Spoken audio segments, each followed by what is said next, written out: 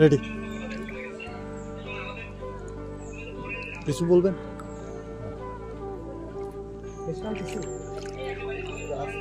আসসালামু আলাইকুম, সবাই কেমন আছেন? আশা করি ভালো আছেন। আসলে নাঙ্গলকোঠার একেবারে পশ্চিম, পূর্ব, উত্তর দিকটা কেউ ভালো নেই। এইখানে দেখতেই পারতেছেন, এই পর্যন্ত পানিতেও আমি ডুবছি, ব্যাগটা অনেক উপরে উঁচা করে। আসলে এই জায়গাগুলোতে না কেউ আসতেছে না কোনোভাবে। সোশ্যাল নেটওয়ার্ক, ফেসবুক বলেন, ইউটিউব বলেন, কেউই ভিডিও করছে না, কারণ এখানে নেটওয়ার্কিং এর প্রবলেম। তো আমি বলবো যে আপনারা যারাই নতুনভাবে সহযোগিতা করতে চাচ্ছেন বা উপহার দিতে চাচ্ছেন, ত্রাণ দিতে চাচ্ছেন, তো আমি বলবো কি এই দিকটাতে আপনারা সবাই সময় দেন, সুযোগ দেন। পরিচিত না থাকলেও এলাকার কারো হেল্প নেন। এই জায়গাগুলোতে এমন একটা অবস্থা, গলা পর্যন্ত পানি, আশেপাশে বাড়িগুলো হচ্ছে ডোবা। আমরা এখানে হচ্ছে আজিমের কারণে এত দূর আসছি, এই এলাকাটা চিনতাম না। আমরা এত বড় সাহস করিনি, কারণ আমরা ঢাকা ছোট থেকে বড় হয়েছি, কখনো হাঁটুর উপরে পানি যায়নি। তো আজকে গলা অবধি পানি পর্যন্ত আমরা সাহস না, দুঃসাহসের থেকে অনেক বেশি কিছু করে ফেলেছি, কারণ আমরা সাঁতার ঠিক ওইভাবে জানি না। তবে এখানে আসার পর মনে হলো যে যার যার অবস্থান থেকে আমরা মনে করি কি শেষে ভালো আছে, কিন্তু আসলে এই গ্রামের মানুষগুলো না ভালো নেই, একেবারেই ভালো নেই। তবে তাদের জন্য দোয়া করবেন। আর যারা ঘরে বসে থেকে গুজব ছড়ান তাদেরকে বলবো ভাই, ফিল্ডে এসে কাজ করেন। ফিল্ডে এসে কাজ করলে না মর্মটা বুঝতে পারবেন।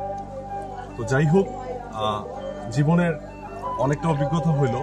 এমন কিছু পথ দিয়ে হাঁটছি বা রাস্তা দিয়ে পানি দিয়ে হাঁটলাম, এক একজনের পিছনে এক একজন দলবদ্ধ হয়ে, যে আসলে এগুলো পথগুলো জানা নেই, পথগুলো কেমন দেখতে, কেমন ছিল। কখনো ডুবে যাচ্ছি, কখনো স্লিপ কাটতেছি, কখনো পায়ের নিচে ব্যথা পাচ্ছি, ইটের কণা যাচ্ছে, কখনো গাছের কাটা যাচ্ছে।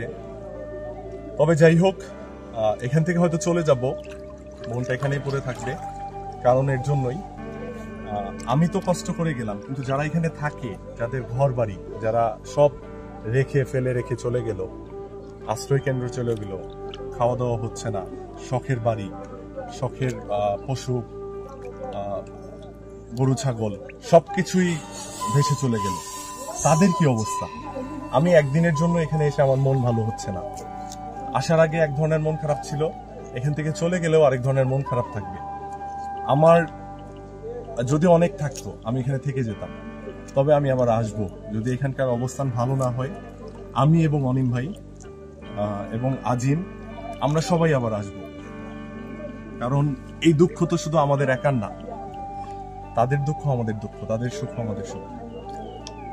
সবাই ভালো থাকবেন, আর সবাই চেষ্টা করবেন শহর থেকে না, গ্রামের একদম ভিতরের দিকগুলো এবং এলাকার যারা থাকে সবার সাথে আলোচনা করে ভিতরের দিকটাতে ত্রাণ নিয়ে আসার জন্য।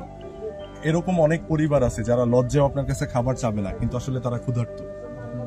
তো সবাই ভালো থাকবেন, আজকের মতো বিদায় নিচ্ছি।